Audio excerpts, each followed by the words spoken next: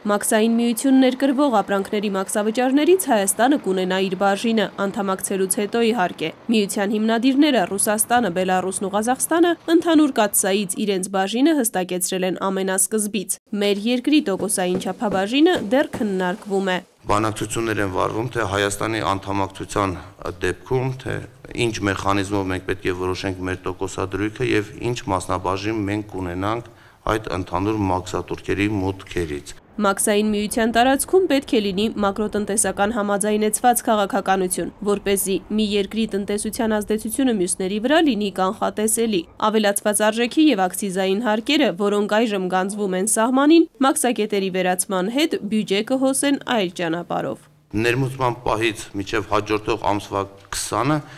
հայտարարագիր է ներկայացում հարկային մարմիններին եւ այդ հարկը վճարում է հարկային մարմիններին։ Արժութային քաղաքականության պայմանագրերը հիմնված են դրա ազատականացման վրա։ Մաքսային միության տարբեր երկրներում արժութային սահմանափակումներ կան։ Համաձայնագրեր են ստորագրվում դրանք վերացնելու ուղղությամբ։ Հայաստանում արժույթը ազատականացված է 1990-ականների վերջերից։ Սա չի նշանակում, որ անցնելու ենք միասնական արժույթի։ Այդ մասին խոսակցություն նույնիսկ սաղմնային վիճակում չկա, ասում է Արթուր Ստեփանյանը։ Դրամավարկային քաղաքականությունը հիմնվելու է գնաճի նպատակադրման ռազմավարության վրա։ Նպատակները, որը հրապարակել է Ռուսաստանի կենտրոնական բանկը, դա 4% գնաճն է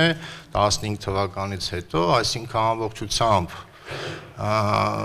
համապատասխանում է մեր քաղաքականությանը, որը որ մենք դեռևս 2006 թվականից որդեգրել ենք։ Հայաստանը մաքսային միության մյուս երկրների հետ ընդհանուր սահման չունի։ Այս առումով կարևոր է մաքսային տարանցիկ փոխադրման համակարգն ու հսկողությունը։ Մաքսային միության երկրները ցանկանում են, որ համոզված լինել, որ ապրանքները, որոնք որ Հայաստանից արտահանվում են դեպի մաքսային միության երկրներ, չեն ավելացվել կամ չեն պակասել Վրաստանում, եւ մենք նույնպես ուզում ենք համոզված լինել, որ ապրանքները, որոնք որ ներմուծվել են մաքսային միության երկրներից դեպի Հայաստան, նույն կերպ չեն ավելացել կամ չեն պակասել հարևան Վրաստանում։ Մեր երկրի մաքսակետերը արդիական են ու համապատասխան մաքսային միության չափանիշներին, ասում է Վախթանգ Միրումյանը։ Կշարունակենք կիրառել նաեւ հաշվառման տեղեկատվական համակարգը։ Աննա Բալյան, Արթուր Հունանյան, ժամը լրատվական։